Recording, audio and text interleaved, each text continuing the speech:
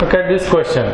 We are assuming that the given three vectors are a bar, b bar and c bar, which is not given.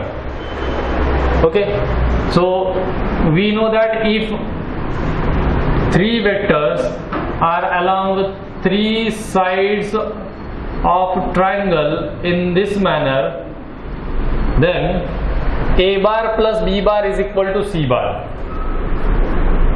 A bar plus b bar is equal to c bar. Or suppose this is the condition which is satisfied, then these vectors represent a triangle. ये भी condition अगर suppose नहीं satisfy होती है तो हमें करना है a bar is equal to b bar plus c bar. ये भी कंडीशन नहीं होती है तो b bar is equal to a bar plus c bar. Check all these three conditions.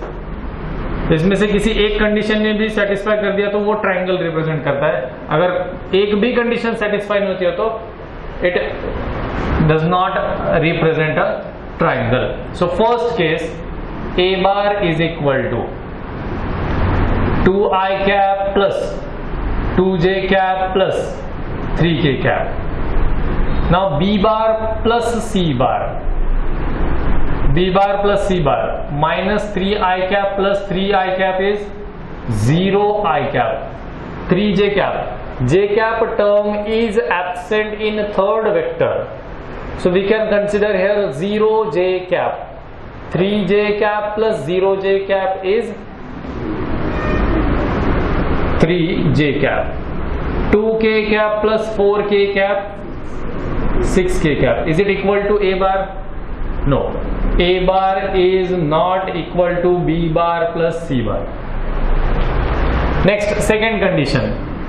B bar is equal to a bar plus c bar. What is b bar?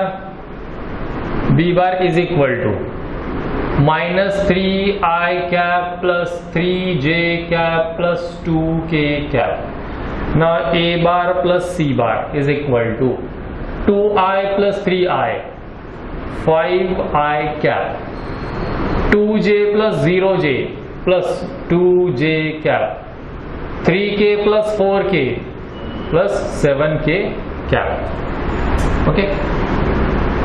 Here also b bar is not equal to a bar plus c bar.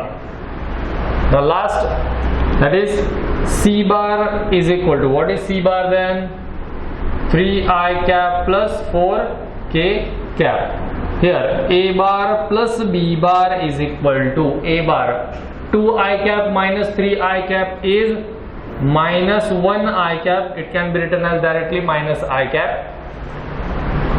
2j cap plus 3j cap is 5j cap plus 3 plus 2 again 5k cap. Equal है क्या 3i minus I? नहीं. Therefore c bar is also not equal to a bar plus b bar. Therefore given vectors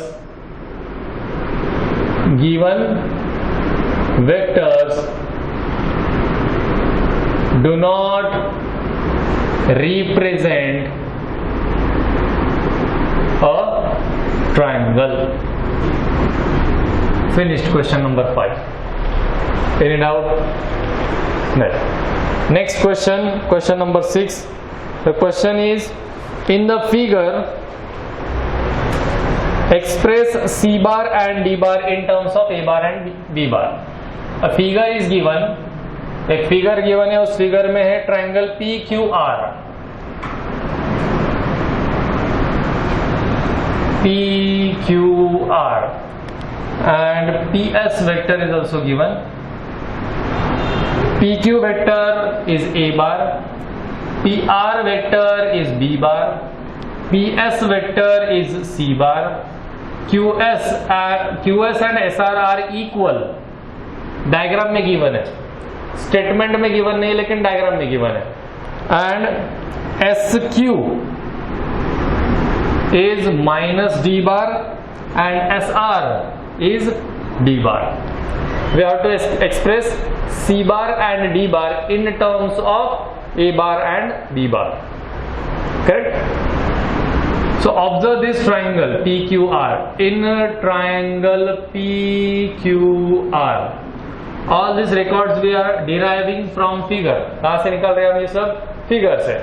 ठीक है. So PQ vector plus QR vector is equal to PR vector. ठीक है. We can't write here PQ vector plus PR vector. ये triangle law of addition नहीं है. Triangle law of addition क्या है कि यहां पर अगर ये इनिशियल पॉइंट है तो ये टर्मिनल पॉइंट होना चाहिए, ये टर्मिनल पॉइंट है तो ये दूसरे केस में इनिशियल पॉइंट बनेगा और फिर ये बनेगा टर्मिनल पॉइंट. ठीक है. दोनों इनिशियल पॉइंट सेम इसमें हम ऐड नहीं कर सकते. ट्रायंगल लॉ क्या है? ठीक है. ये यहां पर रीजन लिखेंगे फिर triangle law of vector addition from figure. क्या मिलता है from figure? QR can be written as QR vector can be written as QS plus SR. Correct? So rewriting this QR vector as QS plus SR. Before that, QS plus SR. QS is equal to minus of SQ. Correct? QS is minus of SQ. Why? These are the two equal vectors but opposite in direction. QS vector means direction from left to right and SQ means right to left. Direction is opposite. If direction is opposite, then we can say that these are the negative of each other. And we know that in a diagram, SQ vector is given to us in terms of minus D bar. Correct? Therefore, QS vector is equal to minus minus become plus, so it will be D bar. QS vector can be written as D bar. Now in this equation PQ bar plus QR can be written as QS bar plus SR bar is equal to PR bar. Therefore PQ is A bar plus QS is D bar plus SR is D bar is equal to PR means B bar. D plus D, 2D bar is equal to B bar minus A bar. Now therefore D bar is equal to B bar minus A bar divided by 2. It can be written as B by 2 minus A by 2. Any problem? Here we have expressed D bar in terms of A bar and B bar. हमने क्या किया? D bar को express कर दिया A bar और B bar के format में. अभी कौन बचा? C bar. Now in a triangle, कौन सा ट्रायंगल है अभी ये? C बार के लिए किस ट्रायंगल की साइड लेनी पड़ेगी? PSR. ठीक है. आप PSQ भी ले सकते हो, कोई प्रॉब्लम नहीं है. ठीक है. तो PSR ट्रायंगल अगर हम लिए तो क्या बनेगा? Triangle law of vector addition PS bar plus SR bar is equal to PR bar. Triangle law of vector addition. Substituting the values PS C bar plus SR D bar is equal to PR B bar. But we know the value of D bar. What is the value of D bar? B bar by 2 minus A bar by 2. Therefore C bar is equal to B bar minus B bar by 2 minus A bar by 2. From that equation D bar is equal to value we have calculated here. हमने यहाँ पर D bar की value calculate की थी, वही value यहाँ पर उठा के सब्स्टिट्यूट कर दी. Therefore C bar is equal to B bar. Now opening the brackets, bracket open करो, माइनस साइन इसलिए सब रिवर्स हो जाएगा. B bar minus B bar by 2 plus A bar by 2. 1 minus half is half. Correct? therefore it will be b by 2 plus a by 2. So we have represented or we have expressed c bar and d bar in terms of a bar and b bar. So c bar is equal to a bar by 2 plus b bar by 2 and d bar is b bar by 2 minus a bar by 2. These two terms are in addition, so we can express it as a bar by 2 plus b bar by 2 और b bar by 2 plus a bar by 2. a plus b करो नहीं तो b plus a करो, दोनों same है. ठीक है, ये हो गया क्वेश्चन नंबर 5 और क्वेश्चन नंबर 6. कुछ प्रॉब्लम है इन दोनों क्वेश्चंस में, कुछ डाउट है, कुछ समझ में नहीं आया, लिख लो फिर. Question number 7. Find a vector in the direction of a bar. Required vector is in the direction of a bar. a bar is equal to a I cap minus 2j cap. We know that if two vectors are in same direction, then those vectors are collinear or parallel. Collinear or parallel means what? Suppose this is our a bar and the required vector is in direction of a bar having magnitude 7.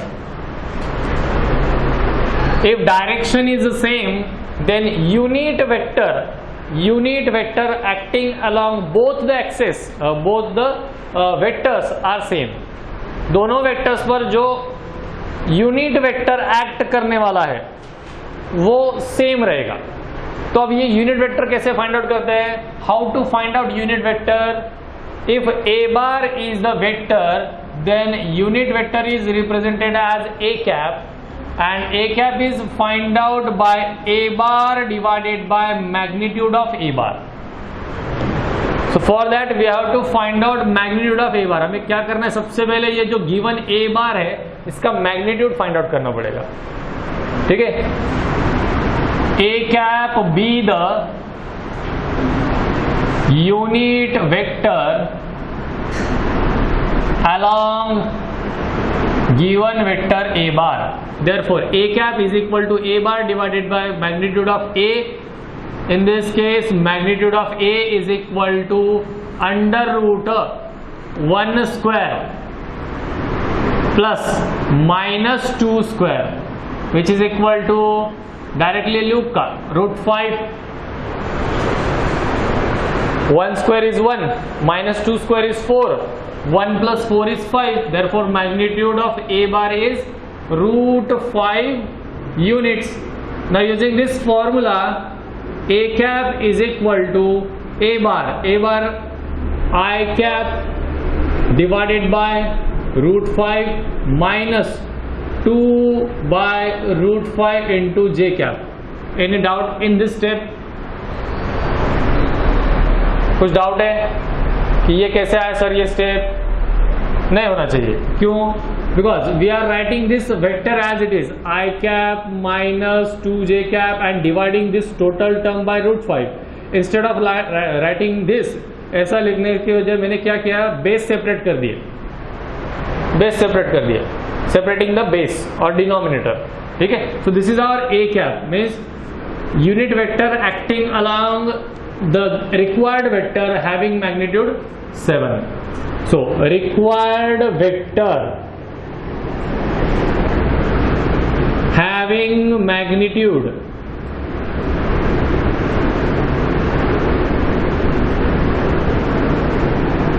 7 units along a cap. Therefore required vector is 7 into a cap.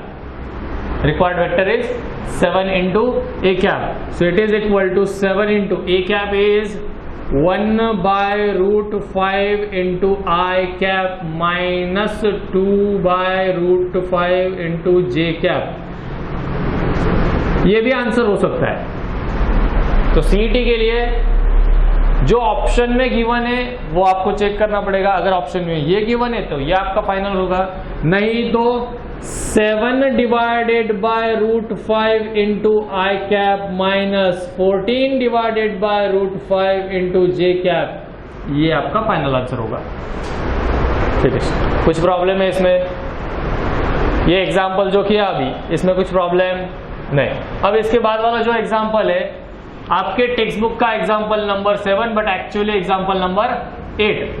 क्या है उस example में? Point के coordinate शायद हमें given है 4, -2, 6। So 4, -2, 6 is the point given, point। और करना क्या है?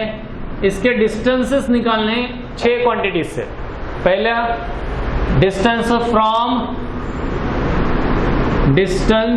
फ्रॉम कौन सा plane? X Y plane. We have studied this, हमने ये पढ़ा है कि किसी भी पॉइंट का स्पेस में किसी भी पॉइंट का एक्स वाई प्लेन के साथ जो डिस्टेंस होता है वो डिस्टेंस होता है जेड कोऑर्डिनेट। ठीक है, तो distance from X Y plane is equal to mod of Z. तो यहां पर जेड कोऑर्डिनेट है 6, so mod of 6 is equal to 6 units. ये हो गया आपका फर्स्ट। सेकेंड क्या है? Distance from Y Z plane is equal to, अब वाई जेड प्लेन के साथ किसका कोऑर्डिनेट मिलता है हमें? X coordinate. तो एक्स कोऑर्डिनेट यहां पर होता है, मतलब इसका जो डिस्टेंस होता है वो होता है mod of X. X coordinate is 4, so modulus of 4 means 4 units. Then third distance from कौन सा?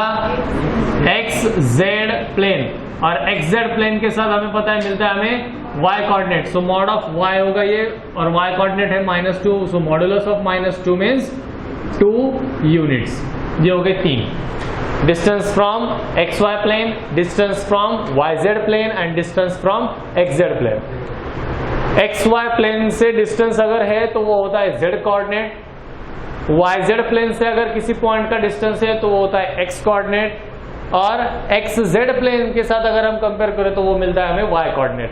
लेकिन यहां पर हमें डिस्टेंस निकालना था, हमें कोऑर्डिनेट नहीं निकालना था। डिस्टेंस निकालना होता है तब distance is the quantity which is always positive, that's why modulus is taken.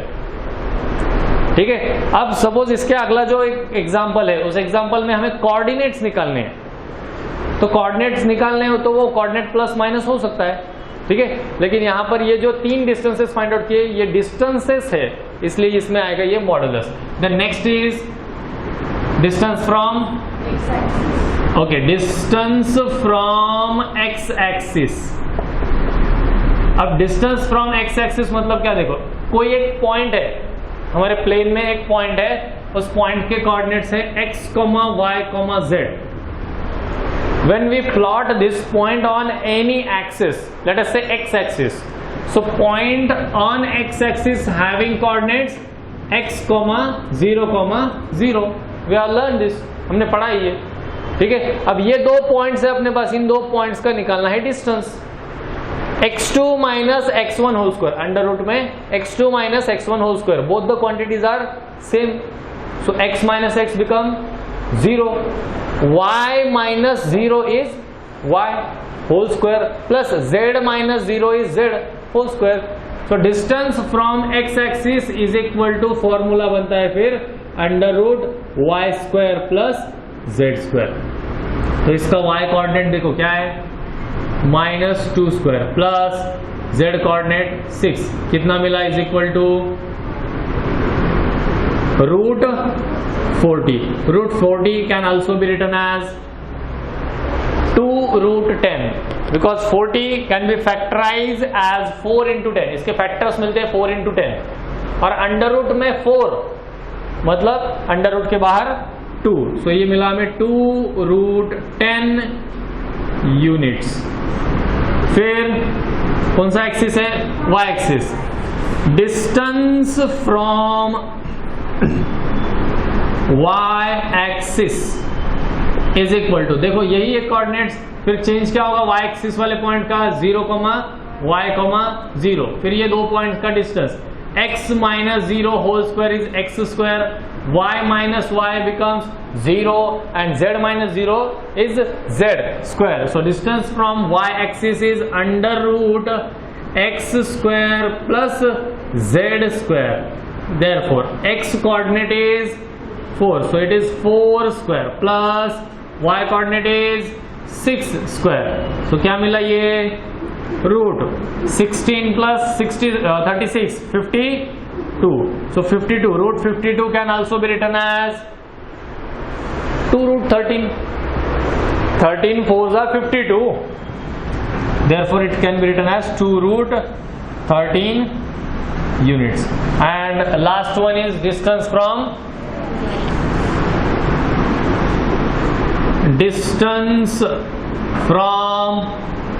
z axis. तो यहां पर पॉइंट के कोऑर्डिनेट्स क्या मिलेंगे हमें 0, 0, z. So x under root x minus 0 means x square plus y minus 0 means y square. Z minus z is 0. So distance from z axis is under root x square plus y square, that is equal to x coordinate is 4, so it is 4 square plus minus 2 square, which is equal to 16 plus 4, that is root 20, and root 20 can be written as 2 root 5 because 24 into 5, so it will become 2 root 5 units. कुछ problem, कुछ hard है इसमें? कुछ भी नहीं, लिख लो. Now look at next question. Find the coordinates of the point which is located. The location of point is given and we have to find the coordinates of that point. So location means in which octant it is present. ठीक है, directly not given, directly ये given नहीं कि वो किस octant में है, लेकिन उसमें उन्होंने दिया है कि एक जो पॉइंट है वो 3 units behind the YZ plane, 4 units to the right of XZ plane and 5 units above the XY plane. ठीक है, so according to this given data we have to locate और we have to find out its coordinates. ठीक है, उसका coordinate find out करना पड़ेगा. तो सबसे पहले तो इसकी डायग्राम आपको इमेजिन करनी पड़ेगी. इमेजिन नहीं होती है तो ड्रॉ करो. तो क्या गिवन है? Behind the YZ plane. अब YZ प्लेन के पीछे, तो पीछे देखो, पीछे तो ये YZ प्लेन, लेटेस्ट से मैंने यहां पर ये Y और Z एक्सिस रिप्रेजेंट कर दिए, Y एंड Z एक्सिस. तो behind YZ plane, behind YZ, अगर इसकी फ्रंट साइड में होता था तो वो पॉजिटिव बनता है. ठीक है, फ्रंट साइड में होता है तो वो पॉजिटिव बनता था, लेकिन अब ये बिहाइंड है, मतलब इसके अपोजिट साइड में, that means negative. And we know that distance from YZ plane is what? x coordinate. तो YZ प्लेन के साथ अगर उसका डिस्टेंस हमें पता है तो उसका x कोऑर्डिनेट हमें पता चल जाएगा. ठीक है, फिर क्या गिवन है? 4 units to the right of XZ plane, 4 units to the right of XZ plane. अब इसमें देखो फिर हमारी गलती क्या होती है जो यहां पर समझ में आनी चाहिए. अगर राइट ऑफ XZ प्लेन, अब ये XZ प्लेन है मेरा, तो इस XZ प्लेन के राइट साइड में कुछ हो सकता है क्या? नहीं, इसके अबव एंड बिलो हो सकता है. तो ये जो नाम हमने दिए यहां पर, ये गलत हो गया था. ये Y होगा और ये फिर Z होगा. ऐसे आपको ये डायग्राम क्रिएट करनी पड़ेगी. इसमें आप अज्यूम करके नहीं चल सकते कि ये X, Y और Z होगा. यहाँ गिवन कंडीशन के अनुसार उसके अकॉर्डिंगली हमें वो चेंज करना पड़ेगा, ये ओरिजिन है. ठीक है, चलो अब क्या है?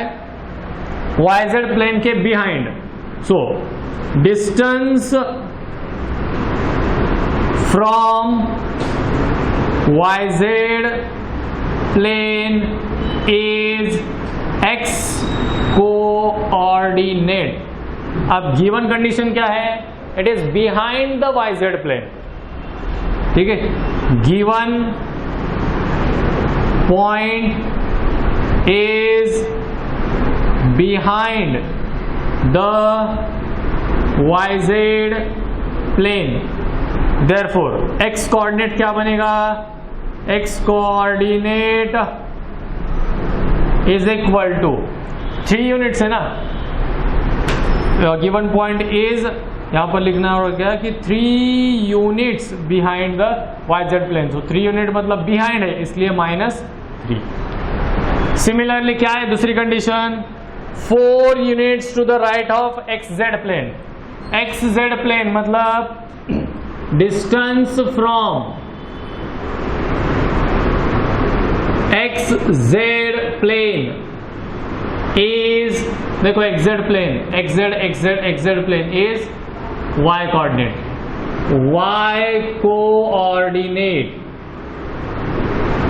and given point is how much, 4 units to the right of XZ plane, ठीक है। therefore क्या Y coordinate of point is 4, Y coordinate तो पॉजिटिव बनेगा। अब कौन बचा है, Z कोऑर्डिनेट कैसे मिलेगा, Z कोऑर्डिनेट कंडीशन देखना है, XY प्लेन के साथ उसका डिस्टेंस गिवन है, कितना है वो 5 units, if it is 5 unit above the XY plane, above means it is positive, therefore Z coordinate will be, क्या होगा Z कोऑर्डिनेट, और Z कोऑर्डिनेट क्या होगा, 5 यूनिट्स अबव XY प्लेन, तो Z कोऑर्डिनेट पॉजिटिव मीन्स 5, ठीक है। वो -5 लिखेंगे क्या हम, कब हो सकता था वो -5, when it will be below.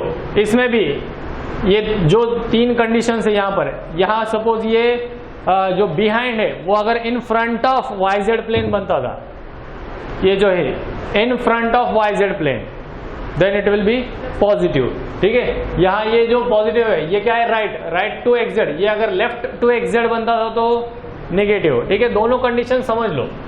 अब यहाँ पर दिया है हमें डिस्टेंस, थर्ड जो है डिस्टेंस फ्रॉम, कौन सा बचा है, YZ हो गया, XZ हो गया, XY प्लेन, तो distance from XY plane is Z coordinate and given condition is that given point is 5 units above the XY plane, therefore Z coordinate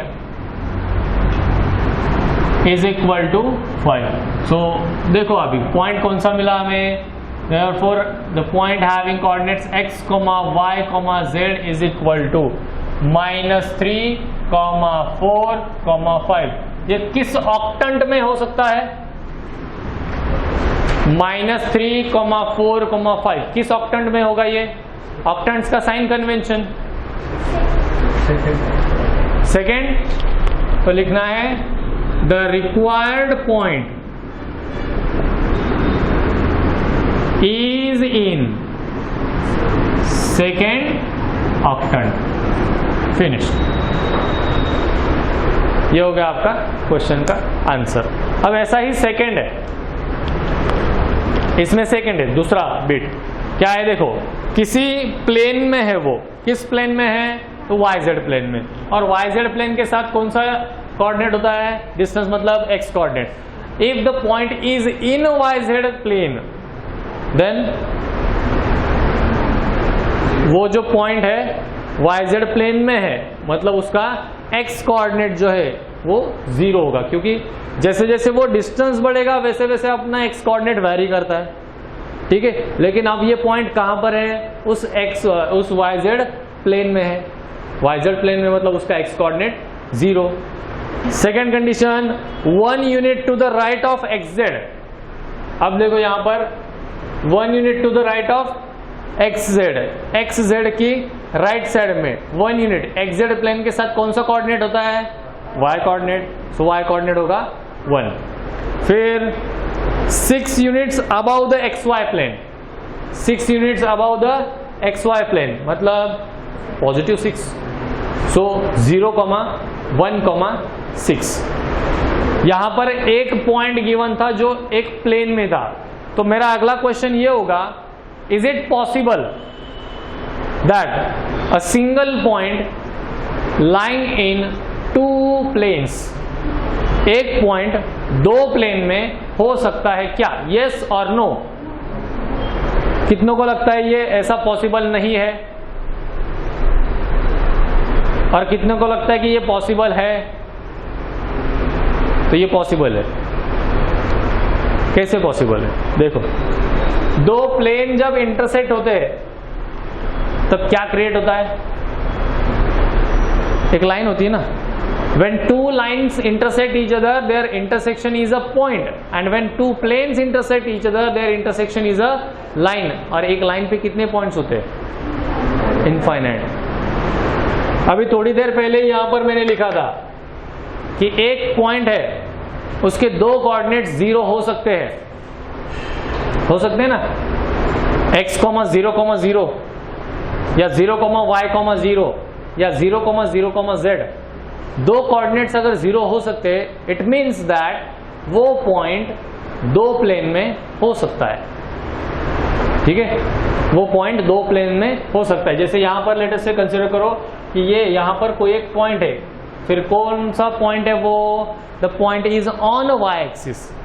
ठीक है, अगर कोई पॉइंट अगर 2 प्लेन में है, ये डायरेक्टली गिवन होगा, इसका मतलब क्या है? वो x, y या z इन तीनों में से किसी एक एक्सिस पर होगा। ठीक है, अब नेक्स्ट क्वेश्चन इसी से रिलेटेड होगा, is it possible that a point is lying in 3 planes? Yes और नो? कितनों को लगता है कि ये पॉसिबल है? 1, 2, 3। और कितने को लगता है कि पॉसिबल नहीं है? ओके, 4, 5। पॉसिबल नहीं है ऐसे कौन है? 1, 2, 3, 4, 5, 6। It is possible. ओरिजिन क्या होता है?